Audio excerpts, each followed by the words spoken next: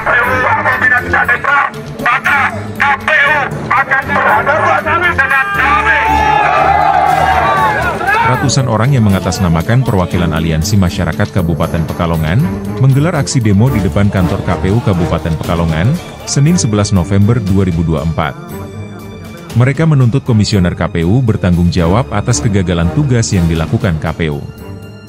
Bahkan, mereka juga menilai KPU Kabupaten Pekalongan tidak netral dalam pilkada. Mereka menilai KPU Kabupaten Pekalongan telah gagal dalam bekerja buntut kericuhan yang mewarnai tahapan pilkada di Kabupaten Pekalongan.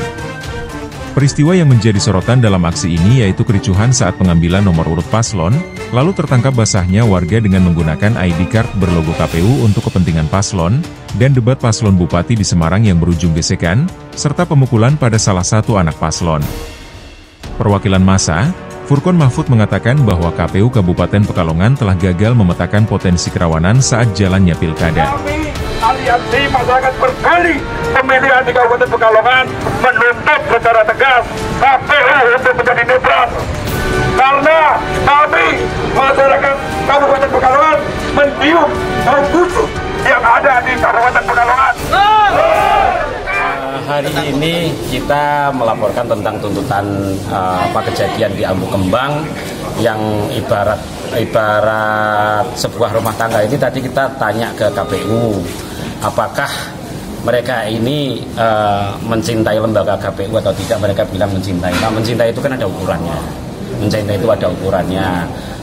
Tetapi mereka gagal dalam mewujudkan cintanya terhadap lembaga KPU itu sendiri, terutama ketuanya. Ketuanya ini kan sudah 2 periode menjabat.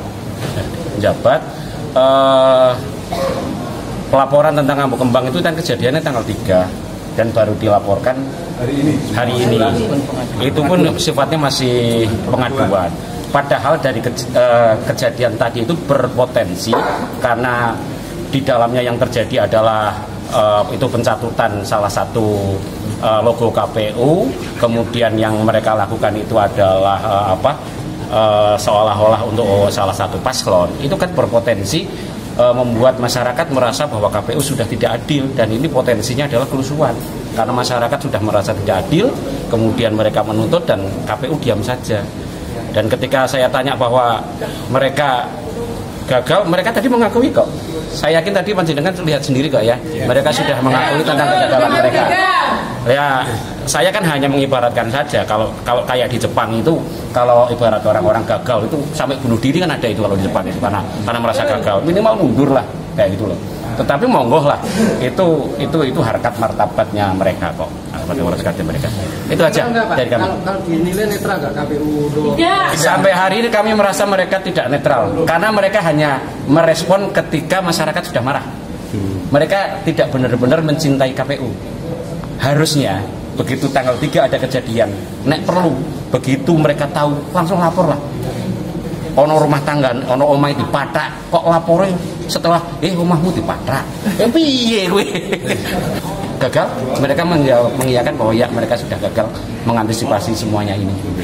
Mereka gagal melaksanakan tugas-tugas awal mereka. Kalau tidak kami ingatkan. Oh ya, aksi ini harusnya mereka harus membuat laporan, bahwa lembaga KPU sudah digunakan oleh orang-orang tidak bertanggung jawab, dan itu potensinya adalah terjadi potensi kecurangan pemilu. Yang ini bisa menyebabkan mungkin masyarakat Kabupaten Pekalongan merasa KPU sudah tidak netral lagi.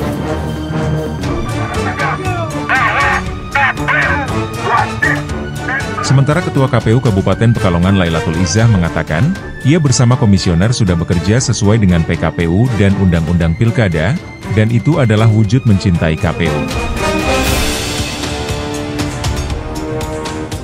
Ya, sesuai dengan apa yang sudah disampaikan ya di edaran maupun di surat itu, bahwa aliansi masyarakat tersebut menuntut kepada kami KPU Kabupaten Pekalongan untuk melakukan kaitannya dengan logo KPU yang dicatut oleh oknum yang memang notabene bukan pegawai KPU ataupun badan ad hoc KPU.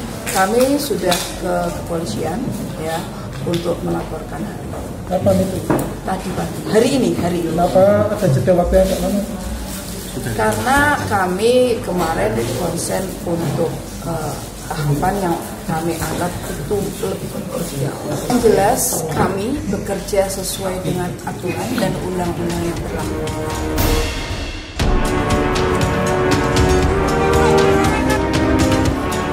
Sementara terkait debat Pilbub di Semarang, ia mengaku telah berupaya mengantisipasi kericuhan dengan berkoordinasi dengan aparat keamanan, yakni Polres Pekalongan, Polda Jawa Tengah, dan TNI.